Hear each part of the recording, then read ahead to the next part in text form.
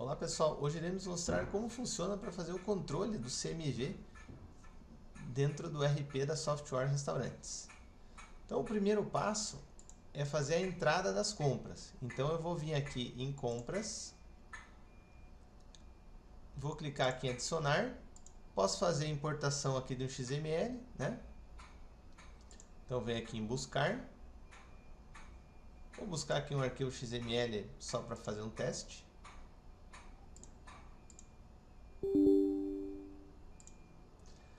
Então aqui o sistema traz para mim quais são os itens que eu estou fazendo a compra, né? Eu posso clicar aqui duas vezes e fazer a relação desse produto que eu estou comprando com um item do meu estoque, né?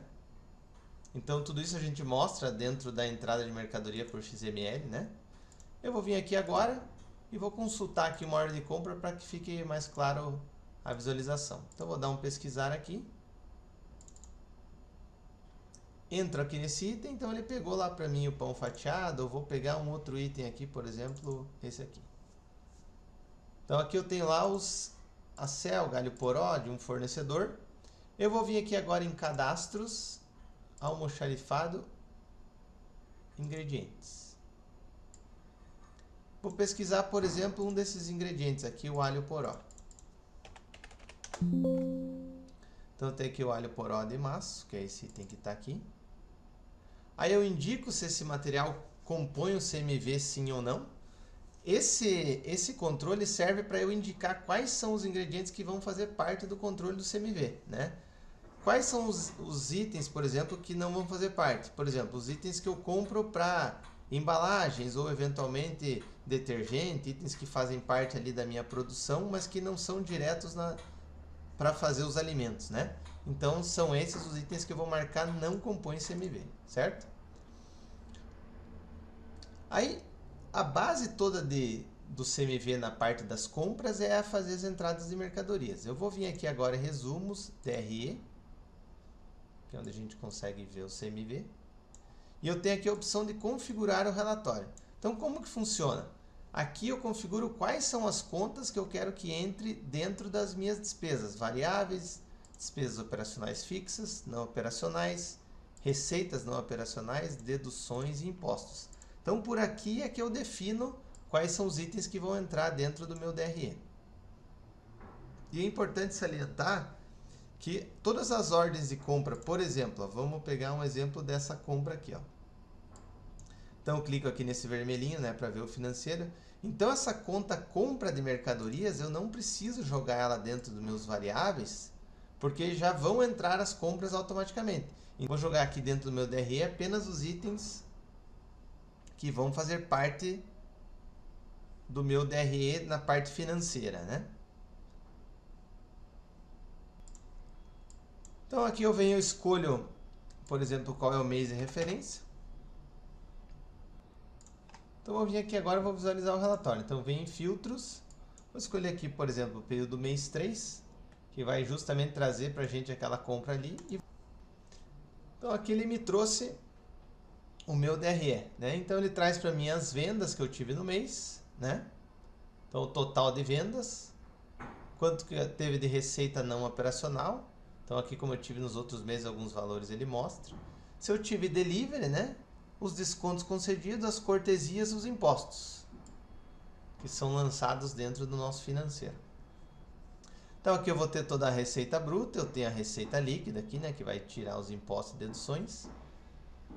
Aqui eu tenho o gasto que eu tive com despesas operacionais, então agora eu vou fechar aqui e vou abrir aqui o analítico para a gente poder visualizar. Ou posso abrir mesmo o sintético.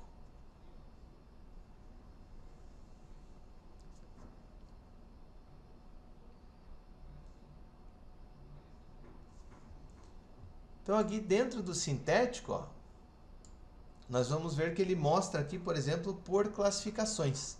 Então se a gente pegar aquele item lá que a gente viu do alho poró, que é na classificação hortigranjeiro aqui, e a gente vê no relatório, nós vamos ver aqui, ó. Então aqui são todos os itens que foram comprados nessa categoria, tá? E aí aqui abaixo ele vai trazer o CMV teórico, né?